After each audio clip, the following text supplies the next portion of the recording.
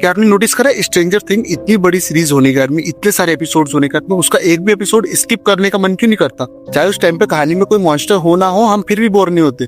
वही कुछ ऐसी हॉरर मूवीज होती है जो 10 मिनट में साली बोर कर देती है। ये कारण है अच्छी राइटिंग का, क्योंकि स्ट्रेंजर थिंग इसलिए अच्छी नहीं है क्योंकि उसमें अच्छे अच्छे मॉन्स्टर्स है, बल्कि इसलिए अच्छी है क्योंकि वो कभी बोर नहीं होने देती। आज हम ब्रेक डाउन करेंगे कि स्ट्रेंजर थिंग ऐसा क्या अच्छा करती है जो 70% इंडियन और हॉलीवुड की हॉरर मूवीज नहीं कर पाती है। और अगर तुम भी कोई टीनेजर हो या कोई ऐसे हो जो खुद की मूवी लिखना चाहते हैं या हॉरर मूवी लिखना चाहते हैं, तो आज की वीडियो में मैं आपको ऐसे रूल्स बताऊंगा जो हमें स्ट्रेंजर थिंग से सीखना चाहिए कि कैसे अच्छी हॉरर मूवी लिखी जाती है।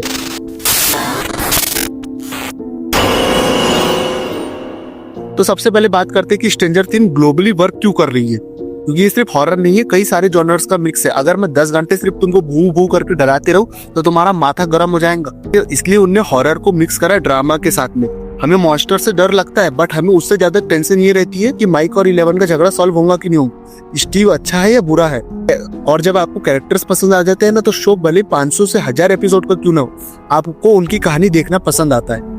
और मेरी तरफ से तुमको एक सबसे इंपॉर्टेंट टिप देता हूँ, अगर तुम कोई भी शो लिख रहे हो या हॉरर कॉमेडी कुछ भी लिख रहे हो, तो 70-30 का रूल हमेशा याद रखना। अभी भी आपको हॉरर 70% और कॉमेडी 30% रहनी चाहिए, तभी मजा आएगा।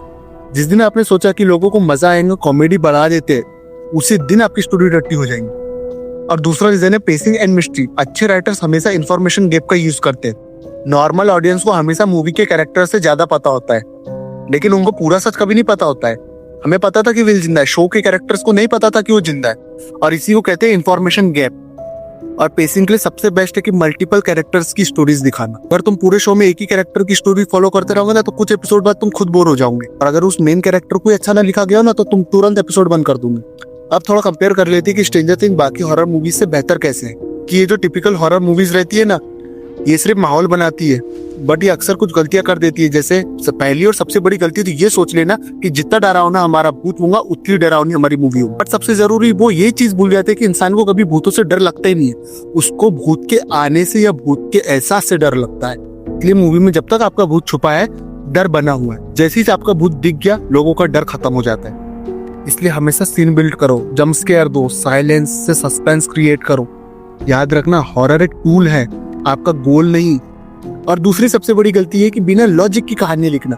मतलब जब तुमको पता है कि वहां पे भूत रहता है, लोगों से कहानियां सुनी है, तो वहां क्यों जाना तुमको? जब तुमको एहसास हो गया है कि ऊपर भूत है, फिर भी तुमको नीचे आ जाओ कर लेते हैं। इसलिए राइटर ने कभी भी अपने आप को उस जगह पे इमेजिन करना चाहिए कि भाई मैं उस सिचुएशन में हूँ तो मैं क्या एक्शन लूंगा। ये नहीं कि बस हॉरर है कुछ भी दिखाए जाओ। ओके, तो बात है काम की बात पे कि अगर आप एक राइटर हो और आपको खुद की मूवी लिखना है, तो आपको ऐसे कौन से रूल फॉलो करने चाहिए कि आपकी स्टोरी एक अच्छी हॉरर स्टोरी बने। Rule number 1, character first, second monster. मतलब पहले मूवी के कैरेक्टर्स लिखो, उनकी प्रॉब्लम्स लिखो, फिर सोचना कि भैया मेरा मॉन्स्टर कैसा दिखेगा। मतलब पहले कैरेक्टर को वीकनेस दो, उसका पब्लिक के साथ में इमोशनल कनेक्शन बिल्ड करो।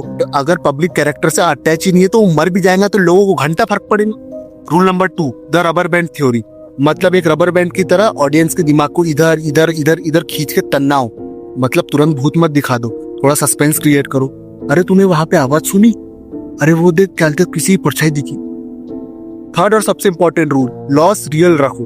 अगर कोई गलती करे तो उसको सजा भी मिलना चाहिए।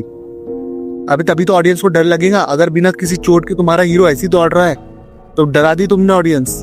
और अगर तुम भी कोई स्कूल कॉलेज के बच्चे और तुम चाहते हो कि मैं राइटर बनूं, मगर मेरे पास कोई नेटफ्लिक्स लेवल का बजट नहीं है, तो याद रखना स्ट्रेंजर थिंग के राइटर्स को भी 15-20 बार रिजेक्शन मिली है। लोगों ने भी उनको ये बोल के रिजेक्ट करा कि भाई बच्चा और हॉरर एक साथ अच्छे नहीं लगेंगे। अगर आपके पास बजट नहीं है कोई बात नहीं, क्योंकि स्टोरी कोई बजट से नहीं बनती है, वो इमेजिनेशन से बनती है। छोटे से स्टार्ट करो, अपने आसपास की चीजें ऑब्जर्व करो, अपने दोस्तों के कैरेक्टर्स ऑब्जर्व करो, उनकी पर्सनैलिटी को कोई मूवी के कैरेक्टर की पर्सनैलिटी जैसा समझो, फिर उन कैरेक्टर में इमोशंस डालो। स्ट्रेंजर थिंग इसलिए हिट नहीं हुई क्योंकि उसमें अच्छे मॉन्स्टर्स थे, अच्छा VFX था। वो इसलिए हिट हुई क्योंकि उसकी कहानी अच्छी थी, उसकी दोस्ती रियल फील होती है। इसलिए हॉरर होना जरूरी नहीं है, जरूरी ये है कि आपकी ऑडियंस बोर ना हो। और अगर आपको ये ब्रेकडाउन अच्छा लगा तो सब्सक्राइब कर लेना, लाइक कर लेना, और कमेंट्स में मेरे को जरूर बताना कि आपको और कौन कौन सी सीरीज की ब्रेकडाउन जानना है। और ये वीडियो शेयर जरूर करना अपने उन दोस्तों के साथ में जो चाहते हैं कि भैया मैं भी कोई स्टोरी लिखूं। तो मिलते हैं नेक्स्ट एपिसोड में, तब तक के लिए सायोनारा, मिलेंगे दोबारा। Keep creating.